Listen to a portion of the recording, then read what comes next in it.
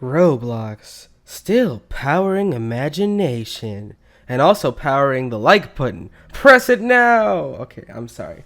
So, here's the deal. I've talked about the first Roblox accounts. I've talked about Roblox accounts that are banned forever. But what if I told you that there's Roblox accounts that don't exist? Now, you might be confused. Well, are you talking about banned accounts? No, I'm not. Let me give a quick refresher for y'all. Every Roblox user gets their own ID. So when you're on someone's Roblox profile, this is the link.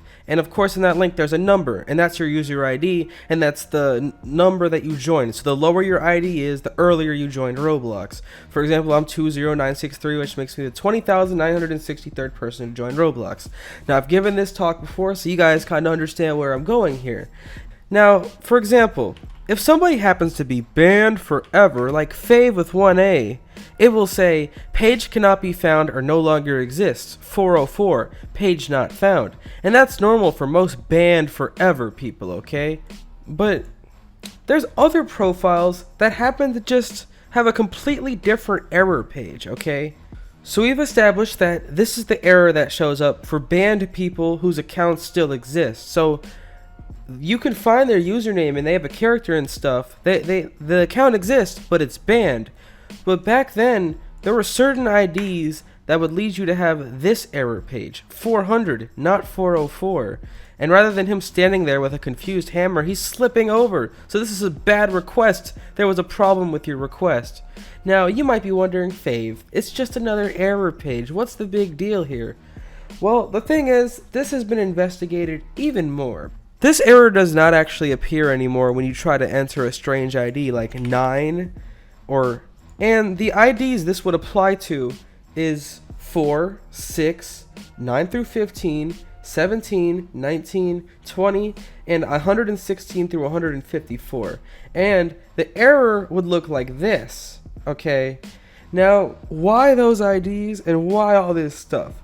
So, a 400 error usually appears in-game.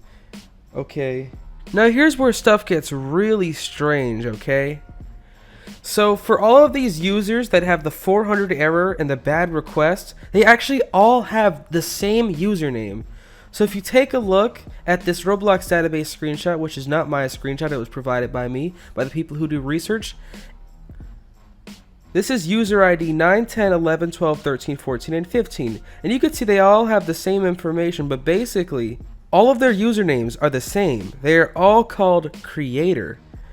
Now, that is strange, because obviously you can't have the same username as someone else, but since Roblox created these accounts, they have full control of the website, so they can copy their own usernames as they please.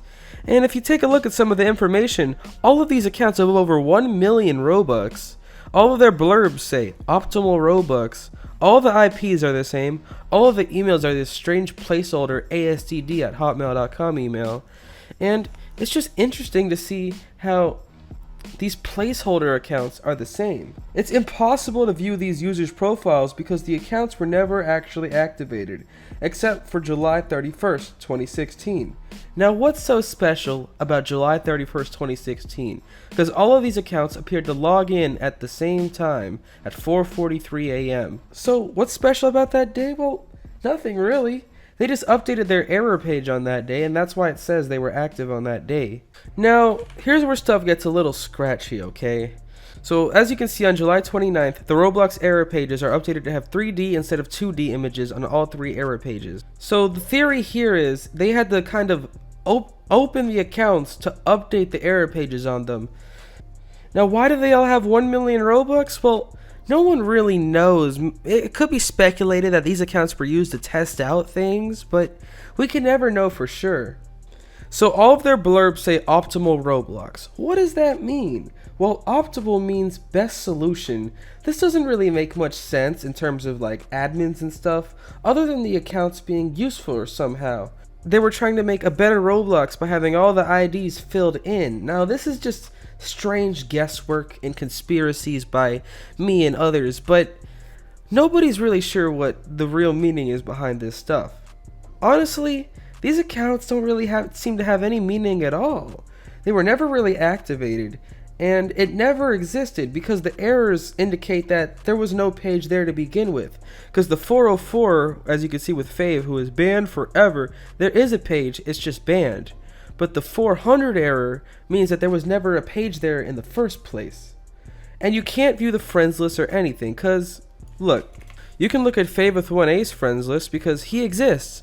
But if you type in ID 9, for example, this person never existed. Error 400. There was a problem with your request. This account never truly existed. It seems to be placeholder accounts. And honestly, that's the most confusing part of it all. So these mysterious forgotten Roblox accounts seem to be one big mystery, and I don't think I got any closer to solving it. But since I showed you guys this stuff, maybe you might find this a little bit interesting, okay? But I'm going to do one last thing. I'm going to track down the locations of these IPs. Now this is where stuff gets weird. The internet service provider is called Optimum Online, and if we remember, the blurb says Optimal Roblox. So are these related? I'm not sure. And this apparently is located in the Bronx, New York City, or it could be in Morristown, New Jersey. Now I believe Roblox might be masking the locations here, but let's go ahead and take a look at these other IPs, see if there's any correlation. Another Bronx, New York IP / Morristown, New Jersey IP with Optimum Online. And then the third IP is another part of New York, the Bronx again, Optimum Online. And then the last IP is in freaking Canada.